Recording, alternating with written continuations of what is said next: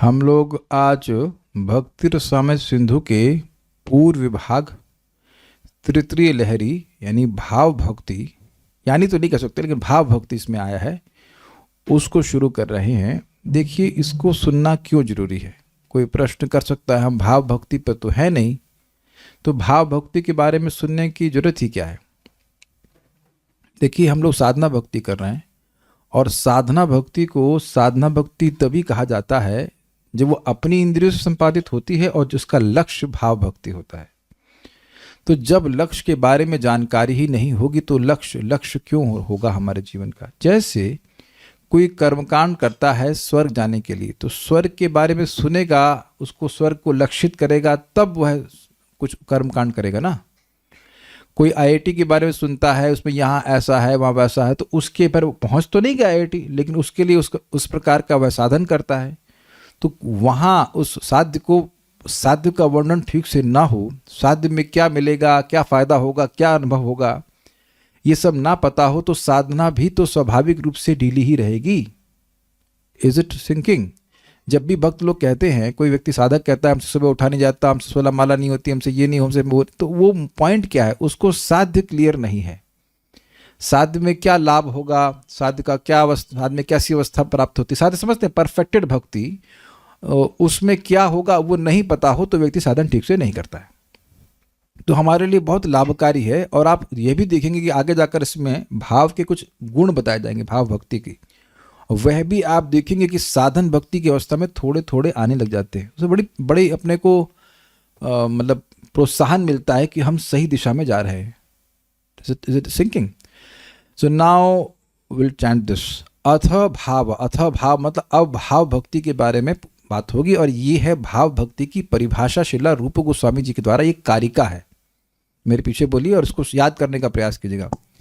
शुद्ध सत्व विशेषात्मा, शुद्ध सत्व विशेषात्मा, प्रेम सूर्यांशु साम्य भाव, प्रेम सूर्यांशु साम्य भाव, रुचिभिश्चित्तमासृण्य, रुचिभिश्चित्तमासृण्य, कृद असौ भाव उच्यते, कृतसौ भाव उच्यते। शुद्ध सत्व विशेषात्मा, शुद्ध सत्व विशेषात्मा, प्रेम सूर्यांशु साम्य भाव, प्रेम सूर्यांशु साम्य भाव, रुचिभिश्चित्तमासृण्य, रुचिभिश्चित्तमासृण्य, कृद असौ भाव उच्यते, कृत असौ भाव उच्यते। शुद्ध सत्व विशेषात्मा, प्रेम सूर्यांशु साम्य भाव, शुद्ध सत्व विशेषात्मा, प्रेम सूर्यांशु साम्य भाव, रुचिभिश्चित्तमासृण्य, कृद असौ भाव उच्यते, रुचिभिश्चित्तमासृण्य, कृदसौ भाव उच्यते। शुद्ध सत्व विशेषात्मा, प्रेम सूर्यांशु साम्य भाव, शुद्ध सत्व विशेषात्मा, प्रेम सूर्यांशु साम्य भाव, रुचिभिश्चित्तमासृण्य, कृदसौ भाव उच्यते, रुचिभिश्चित्तमासृण्य, कृदसौ भाव उच्यते।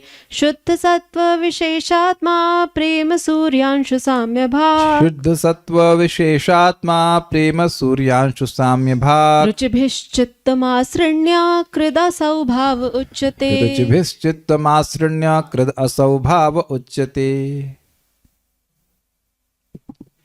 शुद्ध सत्व विशेष रूप मतलब इसका स्वरूप शुद्ध सत्व का होता है और उसमें विशेष, जैसे पोहा और स्पेशल पोहा आपने सुना है, पोहा कॉर्नर और स्पेशल पोहा कॉर्नर, मतलब कुछ उसमें विशिष्टता है। अभी आपको हल्का इंट्रोड्यूस करा रहे, आगे ठीक है मैं और बताएंगे। तो यहाँ पे समझ रहे शब्द का मतलब शुद्ध सत्व विशेष आत्मा, एक विशेष शुद्ध सत्व का स्वरूप।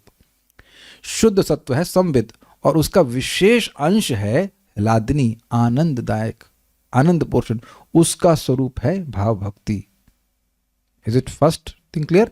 उसका स्वरूप क्या है? यह शुद्ध सत्व विशेष शुद्ध सत्व है, स्पेशल शुद्ध सत्व है। कुछ आकर्षण लग रहा है आपको? स्पेशल शुद्ध सत्व, ओके।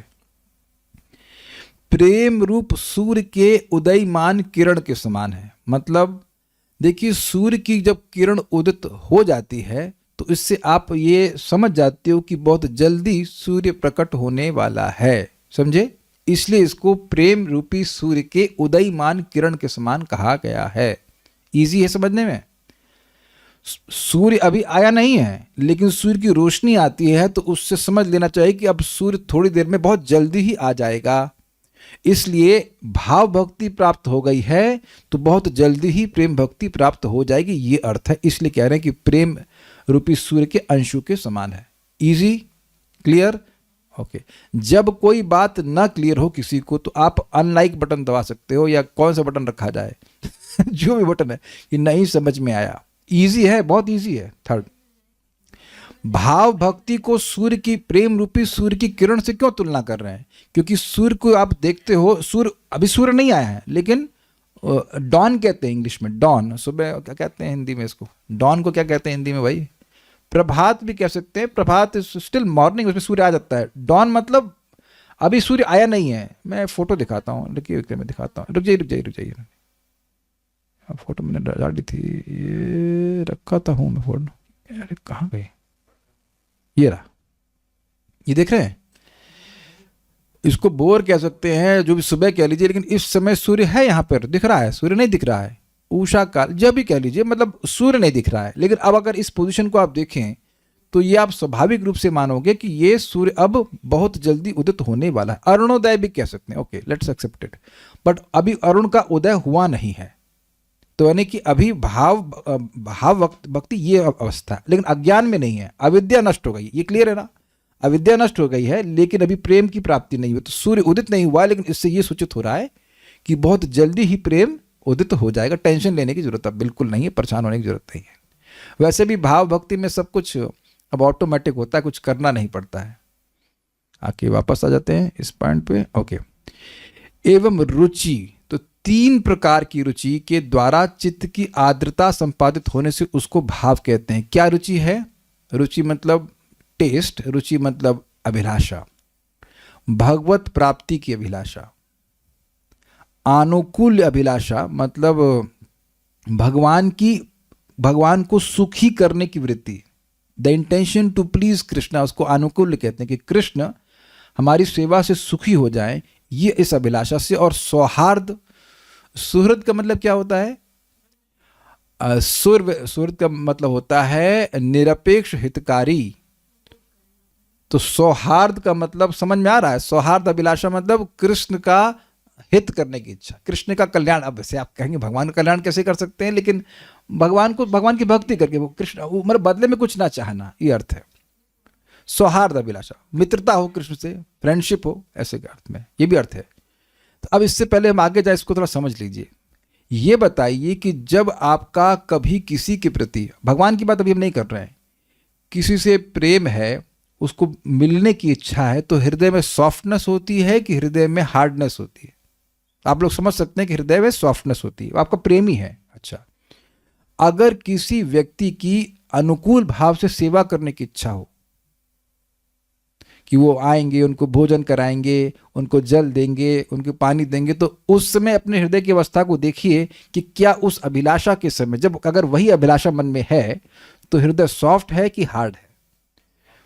कभी मन में आए कि कोई आएगा उसे थप्पड़ मारेंगे तो उसे गाली देंगे, तो उस समय हृदय कैसा होता है? देखिए, मैं इसलिए समझाना चाहता हूं कि इससे पहले जब मैं माधुर्य कादम्बनी में भाव भक्ति के बारे में पढ़ रहा था, हम पढ़ा भी रहे थे, तो मुझको ये समझ में नहीं आया तो भाई रुचि से हृदय कैसे सॉफ्ट हो जाएगा। आज समझ में आया।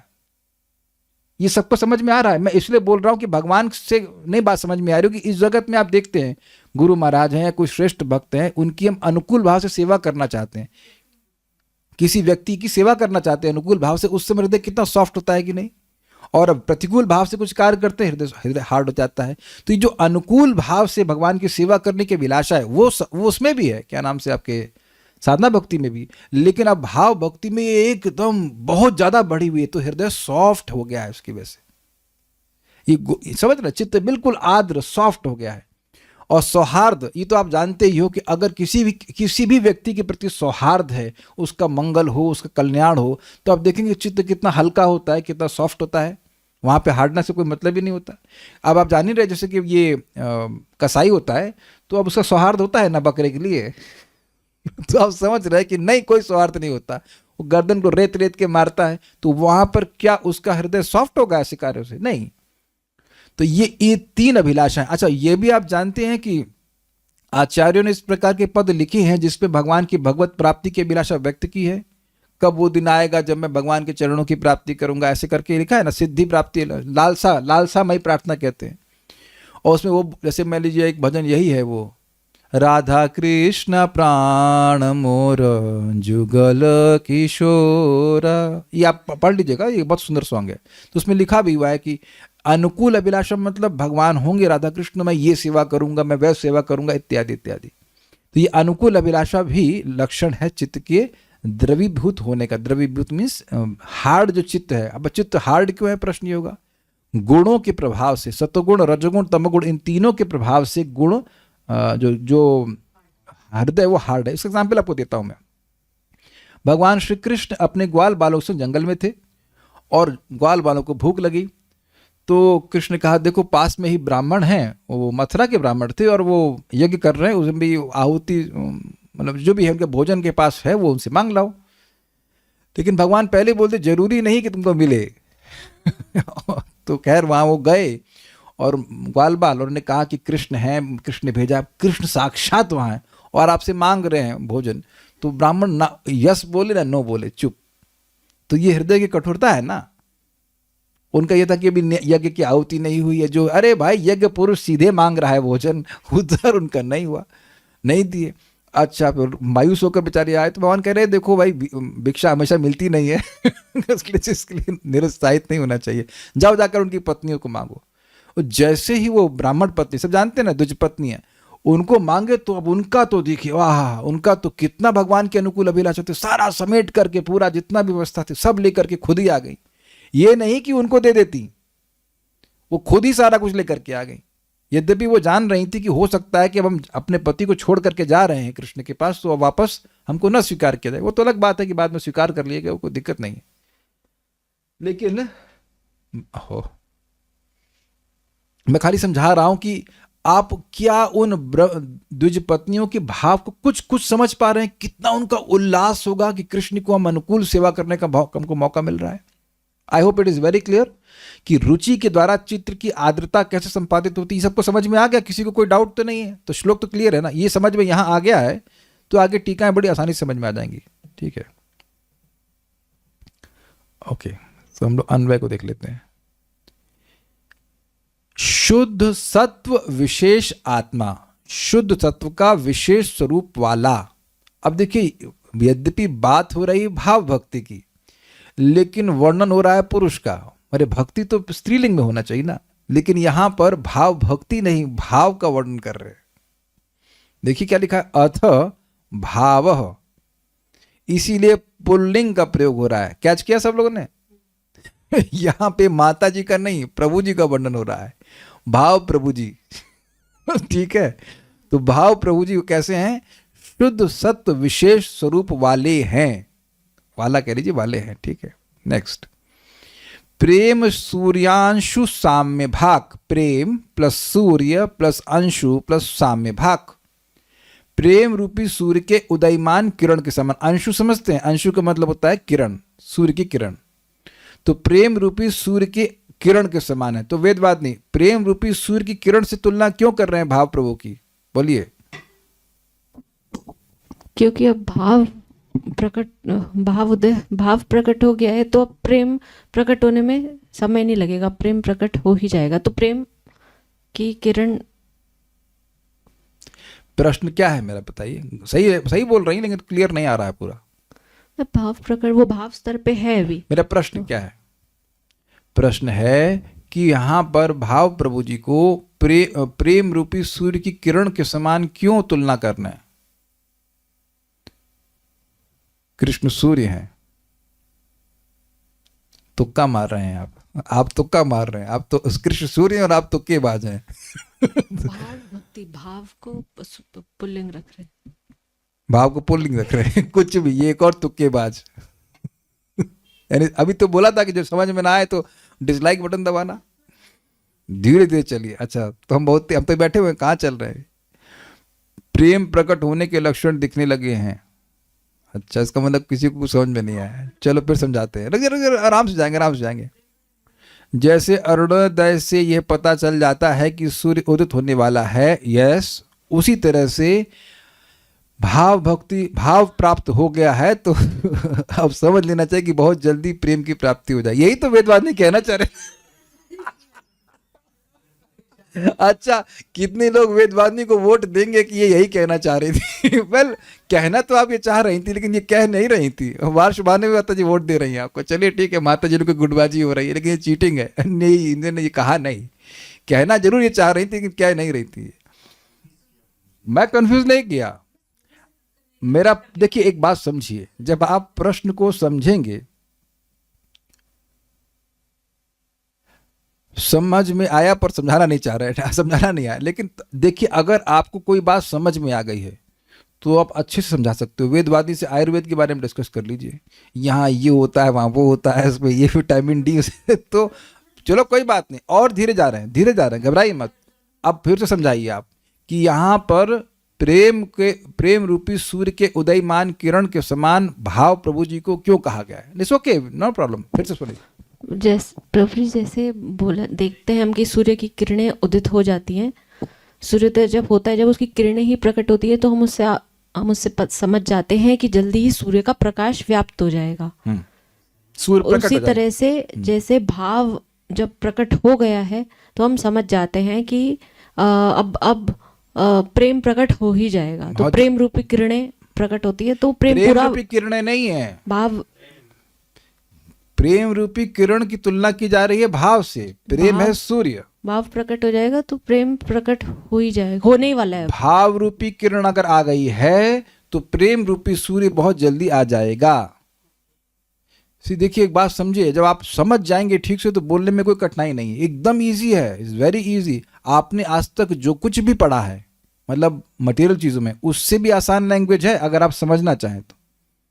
ठीक है, फिर कह रहे रुचि भी शब्द ये तृतीया विभक्ति में है, रुचियों के द्वारा। आप देखिएगा रुचि एक बहुवचन में, रुचियों के द्वारा मतलब भगवत प्राप्ति। एक रुचि नहीं, 3 प्रकार की रुचि हम बता रहे हैं। भगवत प्राप्ति अभिलाषा, यानी भगवान की प्राप्ति मुझे हो। अनुकूल अभिलाषा, प्राप्ति हो तो फिर करेंगे क्या आप, उसके बाद अनुकूल सेवा करेंगे, भगवान की प्राप्ति हो और मैं कृष्ण को ऐसे सेवा करूं। देखिए भाव स्तर पर साधक को ये मालूम चल जाता है कि उसका संबंध भगवान से क्या है। तो मेरा, जैसे एक सिंपल सी बात है, जैसे आप लोगों से मेरा भी संबंध स्टूडेंट के रूप में है, आप मेरे स्टूडेंट्स हैं, तो आप लोग जब आ रहे हैं तो मैं सोचता हूँ मेरे स्टूडेंट आएंगे, मैं उन्हें पढ़ाऊंगा। Can you see this 2 things in here? मेरी स्टूडेंट प्राप्ति अभिलाषा है और अनुकूल अभिलाषा है, सौहार्द तो हमेशा ही रहता है।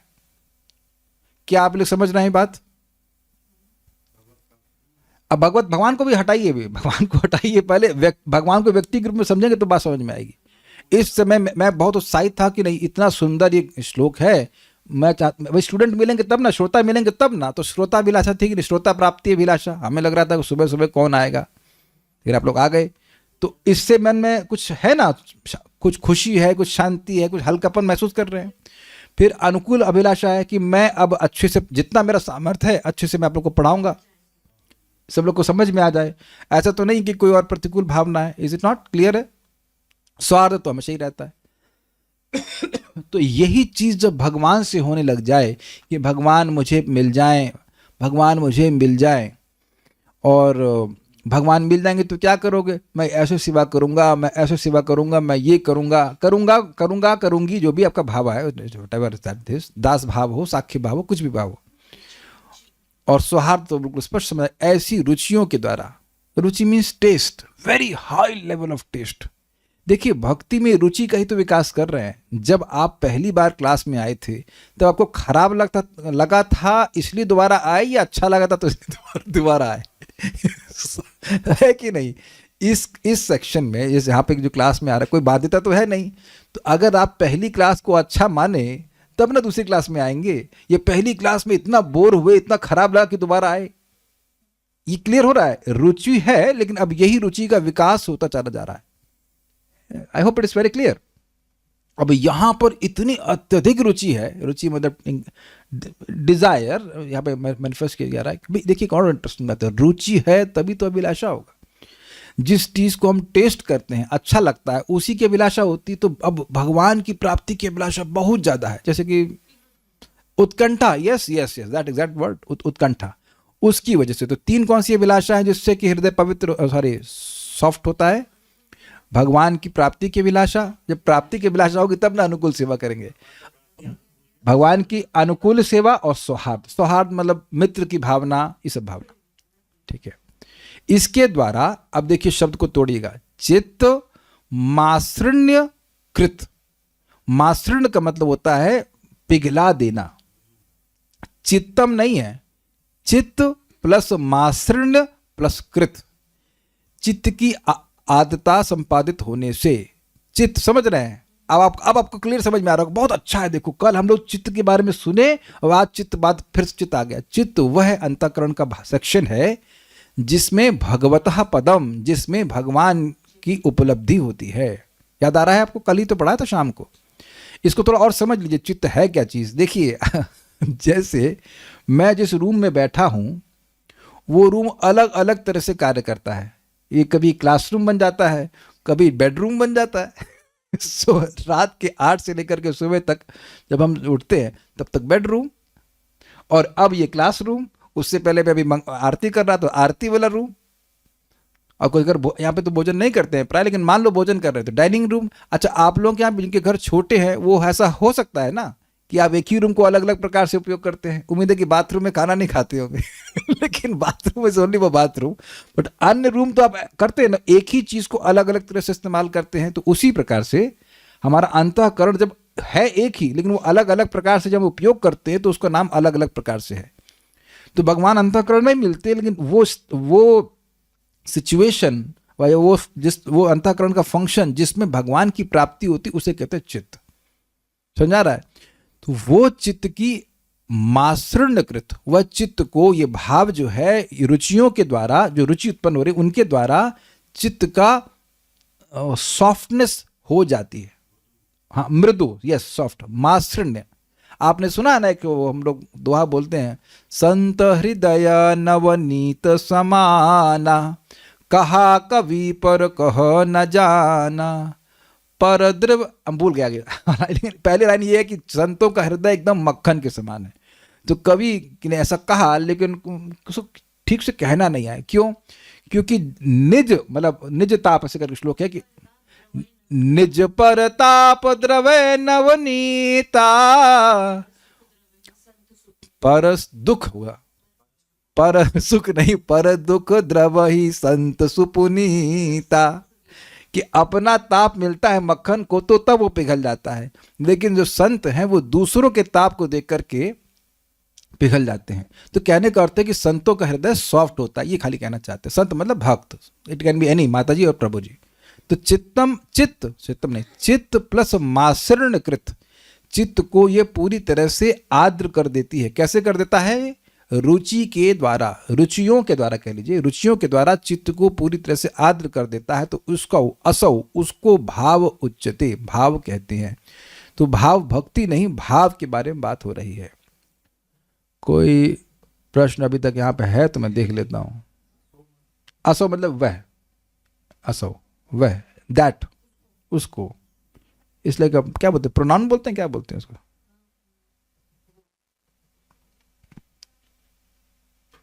और कुछ यहां तक सबको समझ में आ रहा है? कोई डाउट नहीं? Please explain the definition of चित्त वंस अगेन। देखिए चित्त अंतःकरण समझ में आ रहा है हमारा, मतलब सूक्ष्म संज्ञा, मन बुद्धि अहंकार चित्त को टोटल अंतःकरण कहते हैं। लेकिन एक रूम से तुलना कर लीजिए तो वह रूम जो है अलग अलग प्रकार से यूज किया जा रहा है। तो वो जब उसमें भगवतः पदम बोला गया है, चित्त जो है वो महदात्मक है, महतत्व स्वरूप है, और उसमें भगवान की उपलब्धि स्थान है, मतलब भगवान की प्राप्ति वहां पे होती है, भगवान वहां दिख जाते हैं, तो उसको चित्त कहते हैं।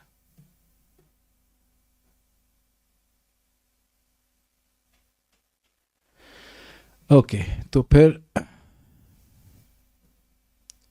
क्या मन की अभिलाषा को चित्त कहते हैं? नहीं नहीं नहीं नहीं, अभिलाषा आदि चित्त में आती हैं, चित्त में आती हैं, उसकी बात हो रही है। मन की अभिलाषा को चित्त नहीं कहते हैं। जैसे क्लासरूम में क्लास हो रही है तो वो स्पेस है, वो दैट स्पेस इज देयर जहां पे सब हो रहा है, कुछ समझ रहे हैं बात, तो उसको चित्त कहते हैं। तो एक बार फिर समझ लें, शुद्ध सत्व विशेषात्मा अर्थात शुद्ध सत्व विशेष स्वरूप वाला, विशेष शुद्ध सत्व स्वरूप वाला, स्पेशल शुद्ध सत्व वाला। अभी आएगा शुद्ध सत्व, तो शुद्ध सत्व होता है हाँ, लेकिन उसमें भी संवित, हिलादनी और संधिनी शक्ति होती है। शुद्ध सत्व के 3 विभाजन होते हैं, हिलादनी, संवित और संधिनी। संवित से भगवान का ज्ञान, भगवान को अपना ज्ञान होता है और दूसरों को अपना ज्ञान करवाते हैं। हिलादनी भगवान को आनंद देने वाली होती है, भक्तों को भी आनंद देने वाली होती है, और संधिनी शक्ति के द्वारा भगवान का धाम, भगवान का स्वरूप का प्राकट्य होता है। तो यहां शुद्ध सत्व विशेष मतलब संवित प्लस हिलादनी। मजा आता है भक्ति से, इसीलिए तो भगवान को भी मजा आता है। श्री कृष्ण आकर्षणी सचा, ये भाव भक्ति की बात कर रहा हूं, वह श्री कृष्ण को आकर्षण करने वाली है, क्योंकि अगर वो भक्ति भक्त के हृदय में है तो उस भक्ति के प्रभाव से कृष्ण को भी सुख मिलता है, भक्त को भी सुख मिलता है। प्रेम सूर्यांशु साम्यभाग मतलब प्रेम रूपी सूर्य की प्रथम किरण के समान है, और रुचिभिस चित्त माश्रण्य सुनाई पड़ रहा है, रुचियों के द्वारा भगवत प्राप्ति की अभिलाषा, अनुकूल्य अभिलाषा और सौहार्द अभिलाषा के द्वारा चित्त को वह पिघला देता है, माश्रण्य पिघला देता है, कृत मतलब कर देता, असौ उसको भाव उच्चते, उसको भाव कहते हैं। इसको तो भाई पढ़ लेना, ये तो आपके जरूर काम का है, क्योंकि भाव भक्ति तक पहुंचना है कि नहीं पहुंचना है भाव भक्ति तक पहुंचना है तो उसकी डेफिनेशन के शब्द समझ में आ जाना जरूरी है। कल भी हमसे एक व्यक्ति पूछ रहे थे कि ब्रह्म सायु जी, वो हमने कहा आपको जाना है क्या? कहते नहीं, तुमने काहे रिसर्च कर रहे हैं? जहाँ जाना नहीं है वहाँ की रिसर्च मत करिए, भाव भक्ति को समझिए, प्रेम भक्ति को समझिए। यहाँ पहुँचना है तो जो जो चीज़ें जल्दी पहुँचा देंगी उससे उसका आश्रय लेना चाहिए। एक बात यहाँ पे याद दिला दूँ आपको कि 5 साधन हमारे पास ऑलरेडी हैं जिससे भाव की प्राप्ति हो जाती है, हम लोग पढ़ चुके हैं। दुरूह अद्भुत वीर्यस्मिन् श्रद्धा दूरस्थ पंचके यत्र स्वल्पोपि संबंधे सद्धियाम भाव जन्मने। ये जो 5 भक्ति हैं, वैष्णवों की संगत, धामवास, श्रीमद् भागवत का श्रवण, श्री विग्रह की श्रद्धा से सेवा और नाम संकीर्तन। याद हो रहा है सबको? भक्तों की संगति, वैष्णवों की संगति। वैष्णव संगति मीन्स हियरिंग एंड चैंटिंग, ना खाली घूम रहे टहल रहे साथ में, ऐसा नहीं। वैष्णव की संगति, धामवास, विग्रह की श्रद्धा से सेवा, नॉट रूटीन वे में कि भगवान है यहाँ पे ऐसे करके, और श्रीमद् भागवतम का श्रवण, अर्थ का आस्वादन करना और भगवान के नाम का उच्चारण। ये अगर कोई व्यक्ति सद्धिया है मतलब अपराध रहित है तो थोड़ा सा भी संबंध इनका होगा तो भाव की प्राप्ति हो जाएगी। ये हम लोग पहले डिटेल में सुन चुके हैं इस बात को, अब यहाँ सुन रहे हैं कि भाव है क्या चीज़ की प्राप्ति हो जाएगी। इसीलिए व्यक्ति को इन साधनों को करते हुए प्रयास करना चाहिए अपनी तरफ से कि उसका अपराध ना हो। अपराध तो है, उसमें कोई बड़ी बात नहीं है, वो तो है ही नॉर्मल, लेकिन अपराध ना बने ये प्रयास करना चाहिए, तो बहुत जल्दी भाव भक्ति की प्राप्ति हो जाएगी। दुर्गम संगमनी श्रील जीव गोस्वामी जी ने लिखी है। अब भाव भक्ति का विवेचन करते हैं। पहले अन्याभिलाषिता शून्यम इत्यादि कारिका के द्वारा भक्ति सामान्य लक्षण में चेष्टा रूपा और भाव रूपा द्विविध भक्ति को दिखाया गया है। एक लाइन को समझिए। श्लोक मैं समझता हूँ सब लोग जानते हैं। अन्याभिलाषिता शून्यम ज्ञान कर्मादिनावृतम आनुकूल्येन कृष्णानुशीलनम भक्तिरुत्तमा। तो ये शुद्ध भक्ति की परिभाषा है और इसी परिभाषा पे पूरा ये ग्रंथ आधारित है। तो इसके 2 विभाजन हैं, शुद्ध भक्ति के 2 विभाजन है। एक जो साधना भक्ति जिसमें हम चेष्टा कर रहे हैं, जैसे अभी हम लोग चेष्टा कर रहे हैं इस श्लोक को समझने की, समझाने की, ठीक है। हम चेष्टा करते हैं जप करने की, हम चेष्टा करते हैं विग्रह की सेवा करने की। तो चेष्टा मीन्स प्रयास, बुद्धिपूर्वक प्रयास लगता है। तो ये सब हो गया साधना भक्ति में। लेकिन दूसरा जो यानी कि भाव रूपा भक्ति है उसमें अब कोई चेष्टा नहीं हो रही है, उसे प्रयास नहीं करना पड़ा, अपने आप भगवान के प्रति भाव जा रहे हैं, विभिन्न प्रकार के भाव उत्पन्न हो रहा है, उसमें प्रयास नहीं है, अपने आप हो रहा है। जैसे आप देखो भक्ति नहीं भी करते हैं तब भी बिना प्रयास से कुछ विचार आते रहते हैं कि नहीं राग द्वेष चलता है, ऐसा कोई प्रयास तो नहीं कर रहा, मैं बद्ध जीव की बात कर रहा हूं। तो जब ये भाव भक्ति की व्यवस्था प्राप्त हो जाती है तो ठीक है, एक्सटर्नली भी वो सेवा कर रहा है, लेकिन हृदय में भी भाव विभिन्न प्रकार के उत्पन्न होते रहते हैं। इसलिए जो लोग कहते हैं कि चैंट विद हार्ट, भाव से जप करो, ये ठीक नहीं है। भाव आता है, भाव से जप नहीं किया जाता है। जब हम लोग साधना के स्तर पे होते हैं तो हमारा ये इतना भाव होना चाहिए कि भगवान प्रसन्न हो जाए इस जप से, इस क्लास से, इस विग्रह की सेवा, इससे प्रसन्न हो जाए, अनुकूल भाव से सेवा करनी चाहिए, इतनी बात। अब आप कहो कि वो जो स्पिरिचुअल इमोशन से वो आप कल्टीवेट करो, जनरेट करो, वो सब गलत है, वो सब नौटंकी है, नाटक है, आप ऐसा नहीं कर सकते हैं। Spiritual emotions will be bestowed upon us. इतना हाँ, सम्मान की भावना, आदर की भावना है कि भगवान की हम सेवा कर रहे हैं, इतना भाव जरूर रखना चाहिए। लेकिन आप कहो कि अगर आप सख्य भाव उदित हो जाए, वो सब नहीं होता, वो सब नहीं हो सकता। I hope it is very clear. You can't imitate it, artificially नहीं बनाया जाता है। भाव अपने आप जागृत करेगा। तो खैर, तो चेष्टा रूप का आपने वर्णन सुना था। इसमें चेष्टा रूपा द्विविध है, भाव भक्ति की साधन रूपा एवं कार्य रूपा। मतलब जो भाव भक्ति को प्राप्त कराए वो चेष्टा रूपा, एवं कार्य रूपा। कार्य रूपा मतलब जो इस साधना भक्ति का इफेक्ट है, साधन और साध्य इफेक्ट है। कार्य रूपा भक्ति रसावस्था के अनुभाव रूपा है, अर्थात जब कोई रस का अनुभव करता है तब कार्य रूप भक्ति अनुभवों का स्वरूप धारण कर लेती है। मतलब जब व्यक्ति कार्य रूप, मतलब यही कार्य रूप भक्ति, मतलब उसको ही भाव भक्ति कह रहे हैं। तो ये भाव भक्ति में जब विभिन्न प्रकार के रसों का अनुभव करने लगता है तो वो अनुभाव रूपा हो जाती है। उसका वर्णन आगे किया जाएगा, अभी नहीं कर रहे हैं। इनके मध्य में साधन रूपा भक्ति का प्रदर्शन पहले किया गया है। हम लोग प्रथम स्कंद की द्वितीय लहरी में साधन भक्ति के बारे में पढ़ रहे थे कि नहीं? प्रथम विभाग, पूर्व विभाग के प्रथम लहरी में सुना सामान्य भक्ति का लक्षण, पूर्व विभाग के द्वितीय लहरी में सुना साधन भक्ति के वर्णन। साधन में वैदिक भक्ति, रागनों का भक्ति, क्लियर। अब थर्ड लहरी में हम लोग भाव भक्ति के बारे में सुनेंगे। अनुभाव रूपा भक्ति का वर्णन दक्षिण विभाग की द्वितीय तरंग के रस प्रकरण में करेंगे। आपको पता होना चाहिए कि भक्ति रसा में सिंधु है और उसको 4 विभाग में डिवाइड किया गया, पूर्व, पश्चिम, उत्तर और दक्षिण। अभी हम लोग पूर्व विभाग में ही हैं। वो एक तरीका है कंटेंट्स को अलग तरह से रखने का, होता है ना, चैप्टर के बाद सब चैप्टर इस तरह से होता है। तो पूर्व विभाग के हम लोग अब तृतीय लहरी में हैं।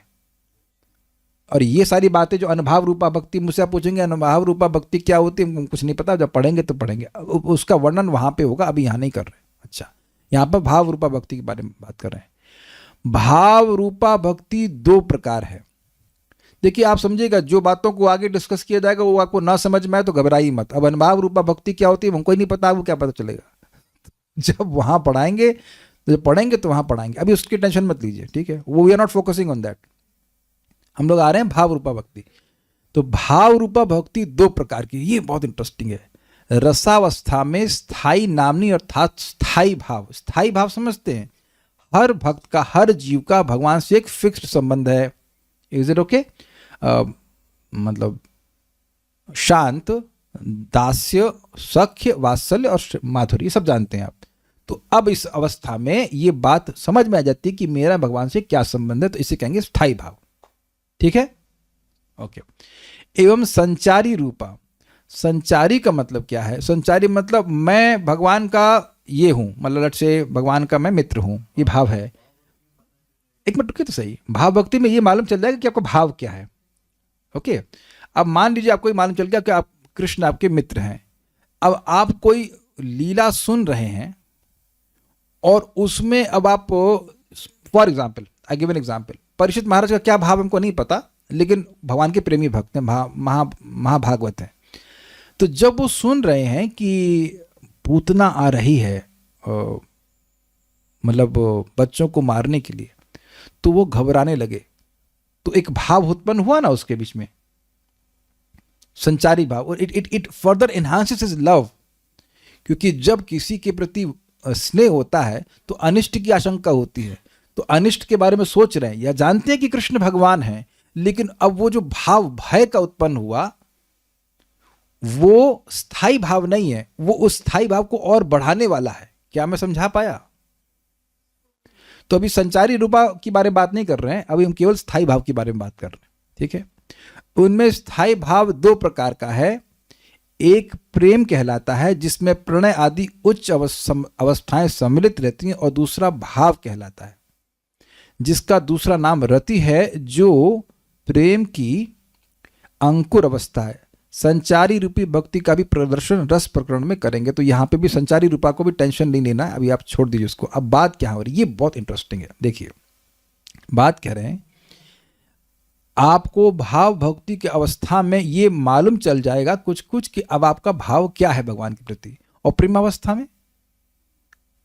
में मालूम चलेगा। तो स्थायी भाव तो दोनों जगह रहा कि नहीं रहा?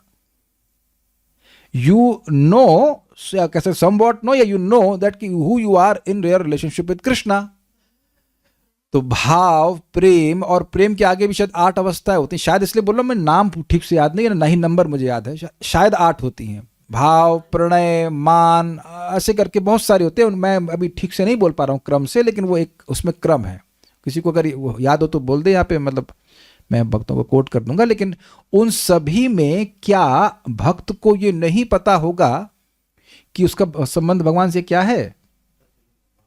Don't raise hand, just chat पे लिख दीजिए। क्या मैं समझा पा रहा हूँ? माइक पे बताइए। स्नेह, मान, प्रणय, राग, अनुराग, भाव, महाभाव। हाँ, तो 7 हुआ ना। फिर से प्रेम नहीं जोड़ी आप इसमें। प्रेम, फिर उसका स्नेह, हाँ, प्रेम, स्नेह, मान, प्रणय, राग, अनुराग, भाव, महाभाव। हाँ, 8 मुझे याद था, तो ये 8 है। और इसमें इससे पहले हुआ रति। तो एक मिनट रखिएगा। वार्षभानवी माता ji, I am making you को host, you please post this thing to everyone so that everyone can know what we are talking about. तो देखिए, पहला है रति। रति को ही भाव कहते हैं। रति के बाद हुआ प्रेम। अच्छा, अंतर थोड़ा समझ लेना चाहिए। हम लोगों ने इसको माधुर्य कादम्बनी में सुना था कि रति यानी भाव के स्तर पे भी कुछ अपराध का संस्कार होता है, बहुत हल्का सा होता है, लेकिन होता है, अगर आप लोगों को याद हो। और इसीलिए एक संभावना होती है कि अगर कहीं अपराध हो गया तो भाव भक्ति से वही नीचे गिर सकता है, जैसे कि जड़ भरत के संग हुआ था। हमेशा नहीं होता है, बहुत रेयर केस में होता है, लेकिन एक संभावना बोली जा रही कि ऐसा हो सकता है। लेकिन प्रेम स्तर को प्राप्त करने के बाद अब बिल्कुल भी गिरने की संभावना नहीं है। ये अंतर समझ गए आप लोग? ये समझ में आ रहा है? अच्छा, अब प्रेम के बाद स्नेह, मान, प्रणय, राग, अनुराग, भाव और महाभाव। दूसरा वाला जो भाव है ये अलग है, जो महाभाव के पहले वाला भाव है। तो 9 हो रहे हैं क्या? एक नहीं तो 9 रति को छोड़कर हो रहे हैं ना, 9 रति को छोड़ के हो रहा है। लेकिन देखिए, सुनिए, पॉइंट क्या है?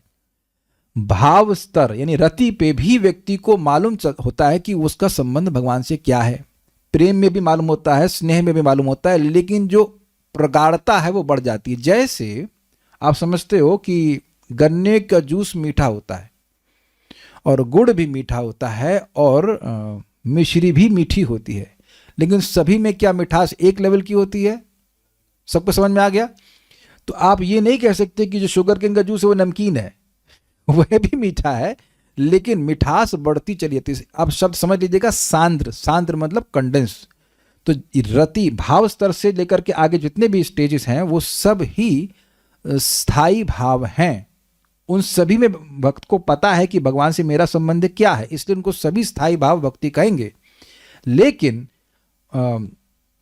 इंटेंसिटी बढ़ती चली जाती है। तो इसलिए स्थायी भाव, अगर स्थायी भाव की भक्ति कही जाए, स्थायी, तो उसमें सारे अप टू महाभाव सब इंक्लूड कर लिया जाएगा। लेकिन उसकी जो प्रारंभिक अवस्था है, जिसे कि कली के रूप में कहते हैं, वो है भाव। यहां तक सबको समझ में आ रहा है या कोई कठिनाई है किसी को? प्रेम जो है, प्रेम की प्रारंभिक अवस्था वो हो गई भाव यानी रति, और उसी को स्थायी भाव कह रहे हैं, क्योंकि उसमें समझ में आ जाता है कि मेरा संबंध भगवान से क्या है।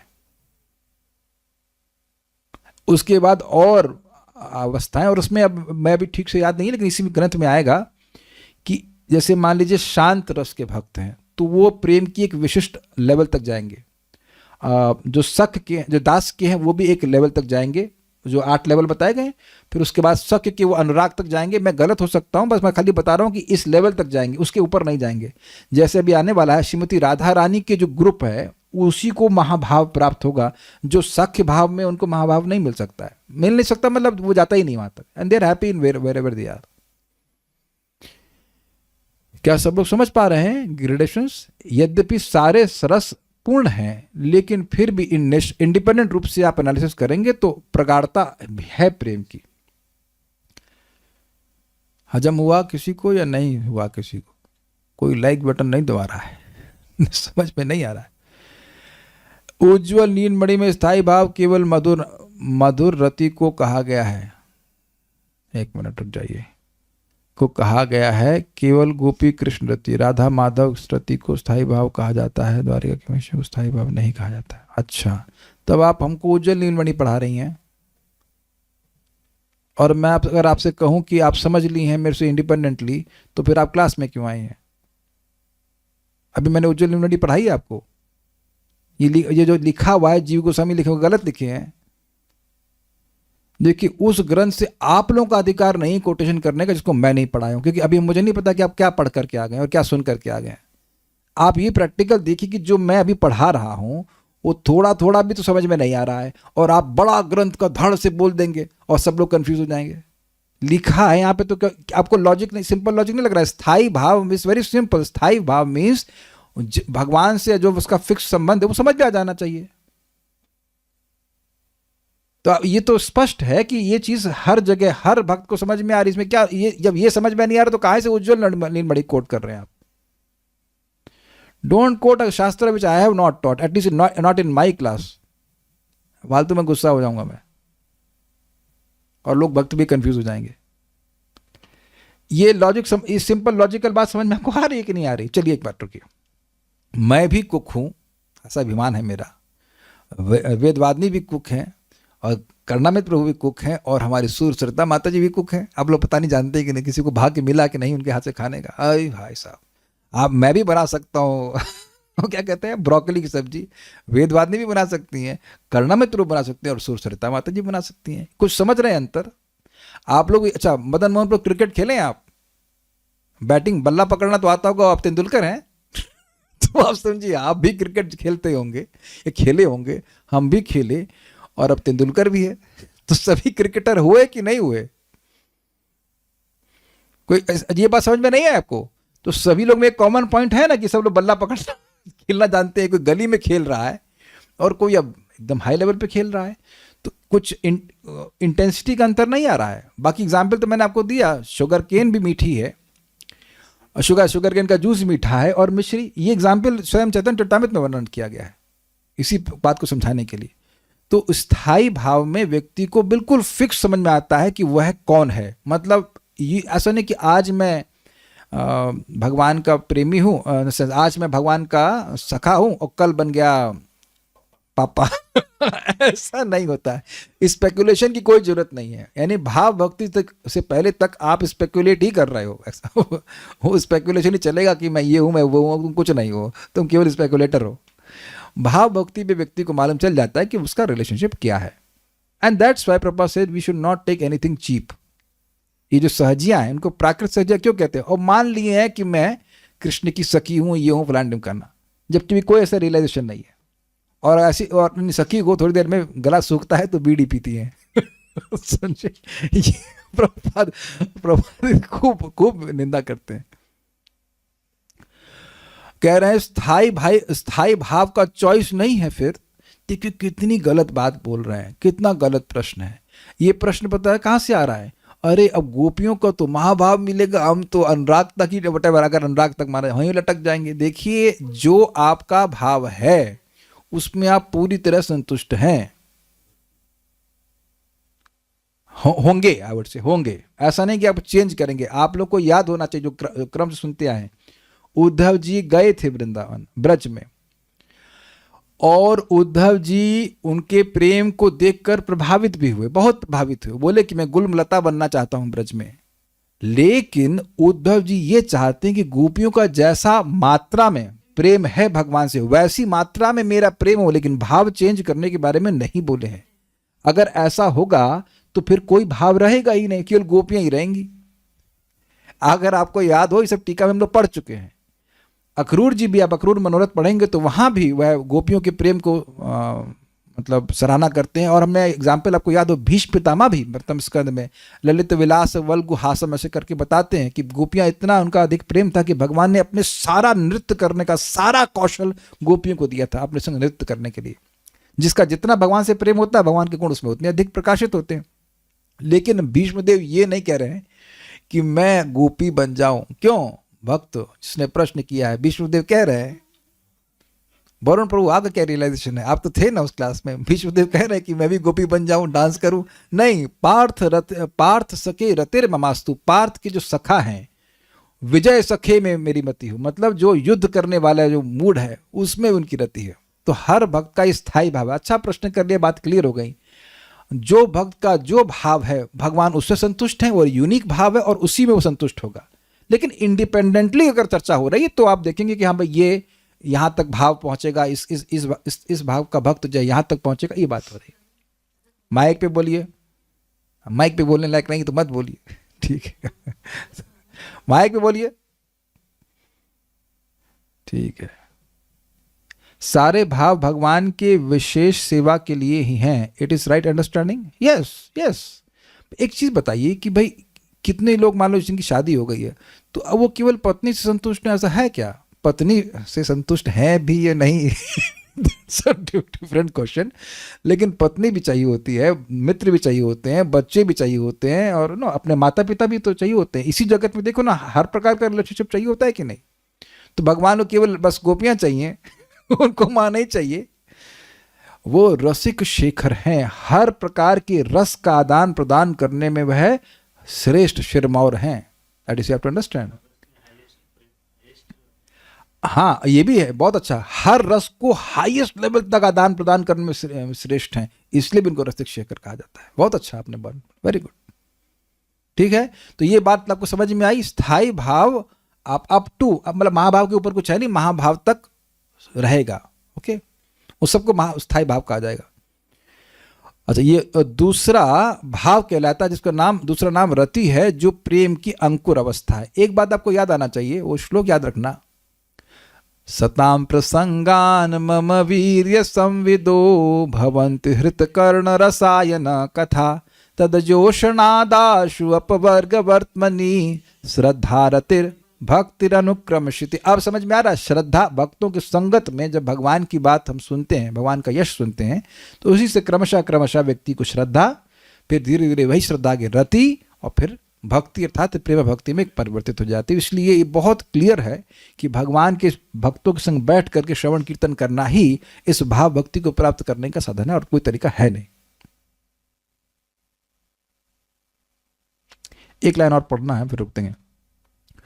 अभिस्थायी भाव, जो समान रूप से प्रेम नाम से जाना जाता है और जिसमें प्रणय आदि अवस्थाएं भी सम्मिलित हैं, तथा जिसका दूसरा पर्याय रति है, और जो स्थायी भाव के अंकुर रूप भाव भक्ति के रूप में प्रकट होता है, उसका लक्षण यानी परिभाषा बताया जाता है। मतलब जो प्रेम का अंकुर है उसको बताया जाएगा। भाई देखिए, सिंपल सी बात है। अभी आपने जो नाम लिए थे, रखिए, क्या नाम रखे थे? प्रेम। तो प्रेम है, स्नेह प्रेम नहीं है? स्नेह भी प्रेम है, मान भी प्रेम है, प्रणय भी प्रेम है, राग अनुराग भाव और महाभाव, ये सब प्रेम है। ये सबको समझ में आ गया? लेकिन इन सभी प्रेमों का जो अंकुर स्थान है, जहां से वो स्प्राउट होना शुरू होते हैं, उसको कहते हैं भाव, यानी रति, भाव या रति। उसकी परिभाषा करी जाएगी इस श्लोक में, और अब उसको हम लोग कल सुनेंगे। संचारी रूपा एक बार फिर से बोल दीजिए। संचारी रूपा आपने कहा संचारी रूपा, एक बार फिर से बोल दीजिए, तो हमने बोल दिया संचारी रूपा। वैष्णव है भाई, काल्या कृष्ण प्रभु, ऐसा कहते। वैष्णव की इच्छा पूरी नहीं करे आप, योर विशेष भाई कमाल। देखो भाई, इस टीका को फ्लो समझिए कैसे जीव गोस्वामी समझा रहे हैं, वो यद्यपि वर्गीकरण कर रहे हैं but he is bringing to a point of भाव भक्ति। ऐसा मत सोचिए कि कुछ टॉपिक छूट जाएगा। इतनी बात मैं समझ गया। These acharyas are amazing teacher. अगर आपको याद हो, मैंने हरि पार्षद प्रभु का कमेंट आपको बताया था कि ये जीव गोस्वामी जी रूप गोस्वामी जी के चरणों में बैठे थे। You just imagine. तो कहीं कोई बात कुछ ना समझ में आ रही होगी, ऐसा तो हो नहीं सकता, लेकिन ना समझ में आ रही होगी, सीधे रूप गोस्वामी से पूछते होंगे, तो उनकी टीका कितनी जबरदस्त होगी।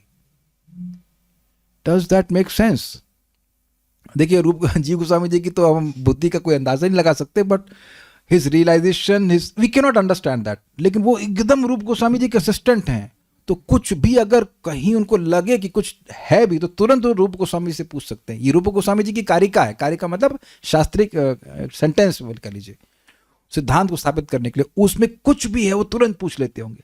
तो वह हमारे लिए बहुत लाभप्रद है कि वो शुद्ध सत्व क्यों कह रहे हैं, शुद्ध सत्व का विशेष क्यों कह रहे हैं, आत्मा क्यों कह रहे हैं, वो सारी व्याख्या जीव गोस्वामी जी करेंगे। मैंने आप लोगों को थोड़ा प्रवेश दे दिया है, आप पढ़ना, फिर कल हम लोग फिर चर्चा करेंगे, इसके आगे पढ़ेंगे। पढ़ करके आएंगे तो और धारणा हो जाएगी। अभी तो काफ़ी कुछ समझाते, जो पढ़ाया है वो ज़रूर पढ़ लीजिएगा। बाकी चीज़ों को भले ना पढ़ते आए हों, आप प्लीज़ अब पढ़ना शुरू कर दीजिए। जीव जागिए जीव जागिए। और जो चीज़ें नहीं समझ अभी बताई जा रही हैं उसके बारे में चिंता बिल्कुल मत करिए। ये सब बता तो रहे हैं, दक्षिण विभाग में समझाया जाएगा तो समझ में आ जाएगा। अभी मैं कुछ नहीं जानता हूँ कि अनुभाव रूपा भक्ति क्या होती है। I don't know anything. So I won't, अगर आप बोलेंगे बोलने के लिए तो हम यही बोल देंगे, संचारी रूपा, अनुभाव रूपा। समझ आया और अच्छा भी लगा। हाँ, मुझे विश्वास है कि अच्छा लगे, और अब टीका पढ़ेंगे तो और मजा आएगा आपको। देखिए, ये बहुत इंटरेस्टिंग है कि अगर साध्य क्लियर होगा ना तो साधना में खूब उत्साह आएगा। और एक बात समझ लीजिए कि आपका ये भाव भक्ति अश्योर्ड है। लगी रहिए जप में, लगी रही भगवान की भक्ति में, ये पक्का अश्योर्ड है। इसमें कोई हम लोग साधन वही पकड़े हुए हैं ना, सताम प्रसंगात 3-25-25 को हम रोज पकड़े हैं कि नहीं? रोज कर रहे हैं, शाम को सुन रहे हैं, सुबह सुन रहे हैं, सुबह सुन रहे हैं, शाम सुन रहे हैं, जब कर रहे हैं। अब पूरे 5 साधन भी हमारे पास है, तो अब इसमें कोई संदेह नहीं है। बस जब इस प्रकार के वर्णन सुनेंगे तो और उत्साह बन जाता है कि नहीं, कुछ भी हम करेंगे like that. Okay, so will stop here now. Shri Shri भक्ति गोस्वामी सिंधु ग्रंथ की जय, श्रील प्रभुपाद की जय, श्रील रूप गोस्वामी प्रभुपाद की जय, श्रील जीव गोस्वामी जी की जय। निताई गौर प्रेमानंदे।